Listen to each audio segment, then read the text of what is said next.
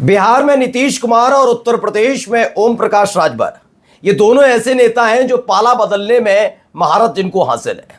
हां, ओम प्रकाश राजभर मैंने जिक्र इसलिए किया क्योंकि एक बार फिर से राजभर ने पाला बदल लिया है, जिसने उत्तर प्रदेश में सियासी संग्राम छेड़ दिया है। जी हां, भगदड़ जैसे हालात हैं।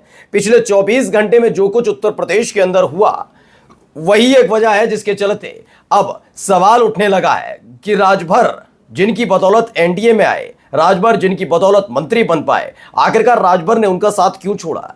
एक ऐसी मुसीबत ओम प्रकाश राजभर ने मोदी शाह के लिए खड़ी कर दी है, एक ऐसे राज्य में जहां पहले से ही मोदी शाह बड़े टेंशन में चल रहे हैं।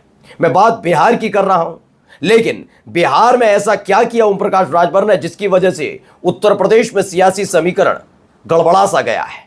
क्यों यह कहा जा रहा है कि राजभर पाला बदलने में अव्वल है? क्यों अमित शाह उस दिन के को कोस रहे होंगे जिस दिन आपको पता है कि एनडीए में राजभर को न केवल शामिल कराया था, बल्कि योगी पर दबाव डालकर योगी कैबिनेट में उनको मंत्री बनवाया था। और पाला बदलने की वजह क्या है, एक एक चीज मैं आपको दिखाने जा रहा हूं। नमस्कार, मैं हूं प्रज्वल गौतम और आप देख रहे हैं न्यूज सर्किल।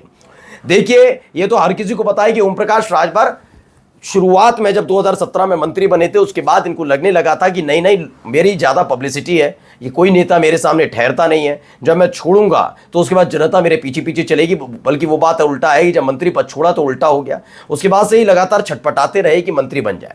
उसके घटनाक्रम आपने देखा, 2022 सपा के साथ जाना, सपा सत्ता में नहीं आई, फिर सपा के खिलाफ बोलना, फिर योगी ने फटकारा तो फिर सपा के पास आना, समाजवादी पार्टी ने बोर्ड लगा दिया कि नहीं, कोई एंट्री नहीं, फिर दोबारा चले गए बीजेपी के पास। योगी ने कहा कोई ज़रूरत नहीं तुम्हारी, तो अमित शाह के दरबार में जाकर हाजिरी लगाना। अमित शाह ने कहा चलो एनडीए में शामिल हो जाओ, जैसे तैसे करके मंत्री बना लिया। लेकिन अब उन्हीं अमित शाह और मोदी को इन्होंने झटका दे दिया है। ये झटका किस लिहाज से ज़रा बताऊंगा, लेकिन पहले ईटीवी की इस खबर को पढ़िए। बिहार में 29 सीटों पर चुनाव लड़ने की तैयारी।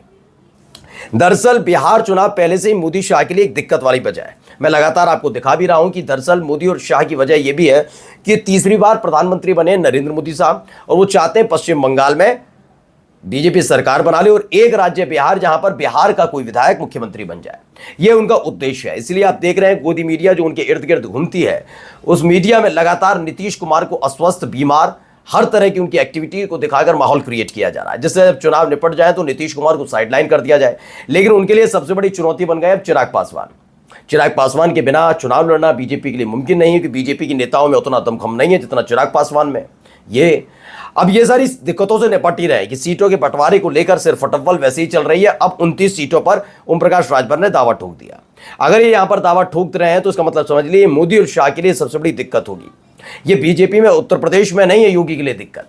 अब सोचिए, ये योगी आदित्यनाथ जिनके साथ उनका 36 का आंकड़ा था, पिछले लोकसभा चुनाव के ऐलान के बाद आपको मालूम होगा लगातार अमित शाह की तरफ से खबर आई कि अमित शाह दबाव डाल रहे हैं कि योगी आदित्यनाथ इस्तीफा दें और इस्तीफा देकर मोदी कैबिनेट में शामिल हों और वहां केशव प्रसाद मौर्य को मुख्यमंत्री बनाया जाए। वो बात अलग है कि योगी आदित्यनाथ ने हिम्मत नहीं आ रही और आरएसएस के सहयोग से उन्होंने मोदी शाह की जोड़ी को चुनौती दे दी थी।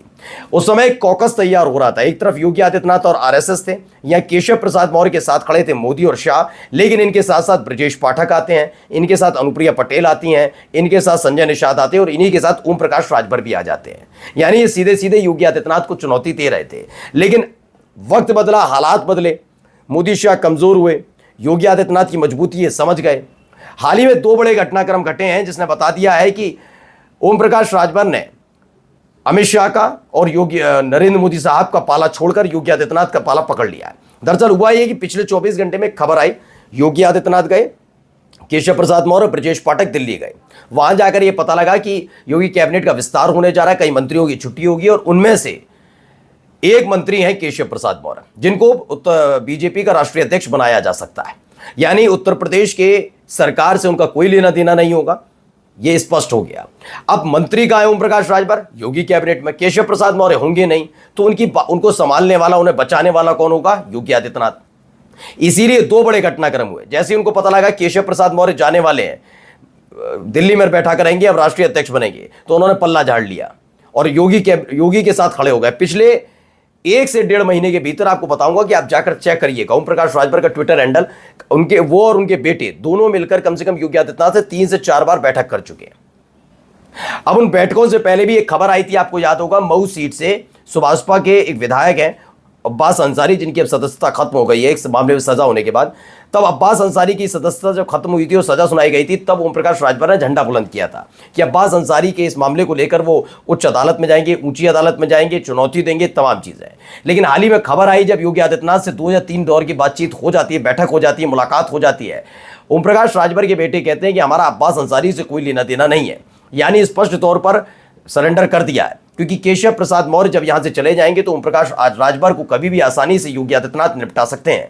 हो सकता था इसी विस्तार में, जब कैबिनेट विस्तार होगा तो उनको हटाया जा सकता था। इसलिए उन्होंने मोदी शाह से महत्वपूर्ण योगी को तरजीह दी और योगी आदित्यनाथ के दरबार में वो लगातार हाजिरी लगा रहे हैं। मऊ वाली सीट पर हर तरह की दावेदारी को अपना उन्होंने छोड़ दिया है। अब्बास अंसारी से कहने लगे उनका कोई लेना देना नहीं, लेकिन हाँ, अब आगे आकर उन्होंने मोदी शाह को चुनौती देना शुरू कर दिया। अब कौन कौन सी वो सीटें बिहार की पहले देखिए जो मुसीबत बढ़ा रही है। पहले कहा कि बिहार की 243 विधानसभा सीटों पर चुनाव की तारीखों का ऐलान भले ही अभी ना हुआ हो, लेकिन राजनीतिक सरगर्मियां चरम पर हैं। सुहेलदेव भारतीय समाज पार्टी भी इस बार बिहार के चुनावी मैदान में ताल ठोकने को तैयार है। पार्टी के राष्ट्रीय अध्यक्ष ओम प्रकाश राजभर ने ईटीवी भारत से खास बातचीत में स्पष्ट किया कि बिहार विधानसभा चुनाव में एनडीए गठबंधन के साथ मिलकर उनकी पार्टी चुनाव लड़ेगी। यह स्पष्ट किया। कौन कौन सी सीटें हैं? 28 जिलों में 29 सीटों को चिन्हित किया गया है। इनमें कटिहार है, जहानाबाद है, गया है, पश्चिमी चंपारण है, पूर्वी चंपारण है, बक्सर है, नवादा है, नालंदा है, औरंगाबाद है, बेतिया है। ये जिले शामिल हैं जिनमें कहा गया है कि ये 29 सीटें वो सीटें हैं जिनको लेकर ओम प्रकाश राजभर ने दावा ठोक दिया है। चाहते तो ओम प्रकाश राजभर शांत भी रह सकते थे, लेकिन मोदी शाह की परेशानी बढ़ाने के लिए उन्होंने जबरदस्ती बिहार में चुनाव लड़ने का ऐलान किया, जबकि वो जानते हैं इससे योगी आदित्यनाथ को कोई फर्क नहीं पड़ेगा। मैं पहले भी बता चुका हूं, योगी आदित्यनाथ कि खेमे में जाने के बाद से कई चीजें ऐसी घटी हैं, तब से राजभर, ओम प्रकाश राजभर खास तौर पर मोदी शाह की टेंशन बढ़ा रहे हैं।